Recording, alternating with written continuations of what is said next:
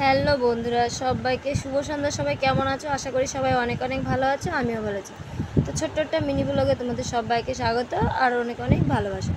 তো চলো, এখন না অনেকটা রাত হয়ে গেছে, 7:30 মতো বাজে। আমি না দোকানে ছিলাম, তো ভিডিও করতে পারিনি, আজকে কোনো ভিডিওই করিনি।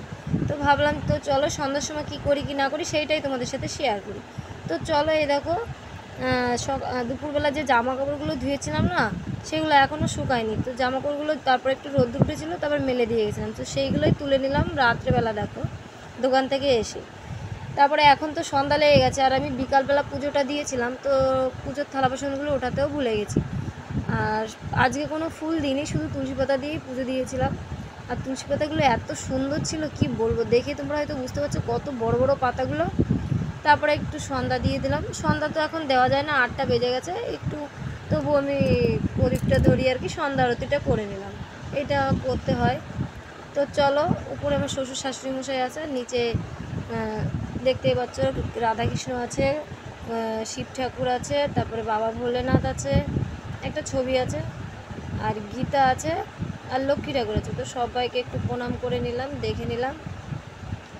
তো তারপরে সন্ধ্যা দেওয়া কমপ্লিট, এখন রান্না বান্না করতে হবে। তো এই আগে ঘরটা একটু পরিষ্কার করে নিই।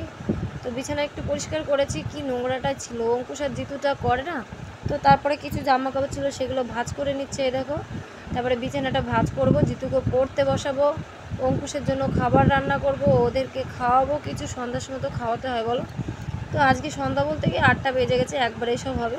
তারপর জলের বোতলগুলো সব জল ভরে নিলাম, টেবিলের উপর অনেক থালা বাসন আছে, সবগুলো এখন গুছিয়ে নেব। তো জল ভরা কমপ্লিট হয়ে গেল।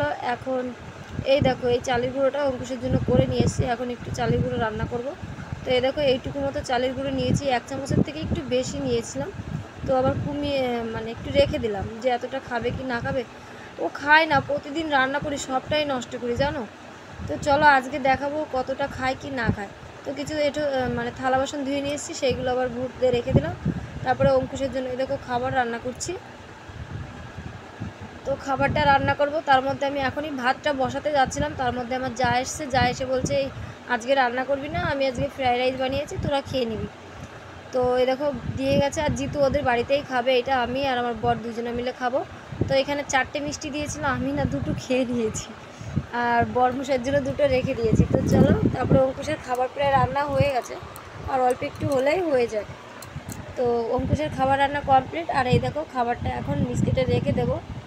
আর সকালের খাবার দেখো সব ধরাই রয়েছে আমাদের, শুধু এখন ভাত রান্না করলে হয়ে যেত। তরকারি ছিল আর ভাজা ছিল, ভাজাটা আজকে একটুও খেতে পাইনি আমি।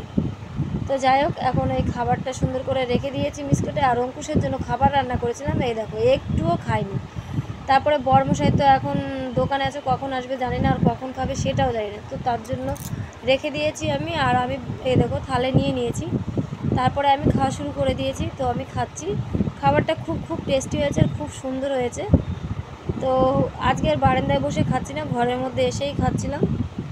জিতুকে এখানে পড়তে দিয়েছি, তোমাদেরকে দেখাতে পারিনি, জিতু পাশে বই পড়ছে, জিতুর খাওয়া হয়ে গেছে। তো আবার জিতুকে একটু দেখে নিচ্ছি। তো ফ্রাইড রাইস কার কার ভালো লাগে খেতে অবশ্যই কমেন্টে জানাবে, আমার তো খুবই ভালো লাগে। তো মাঝে মধ্যে আমরা fried rice, biryani, chicken momo, মানে বাজারের যেসব খাবারগুলো ওইগুলো ঘরেই বানিয়ে খেয়ে নিই আমরা। তো আজকের মতো এই ভিডিওটা বন্ধুরা, বাই, সবাই ভালো থেকে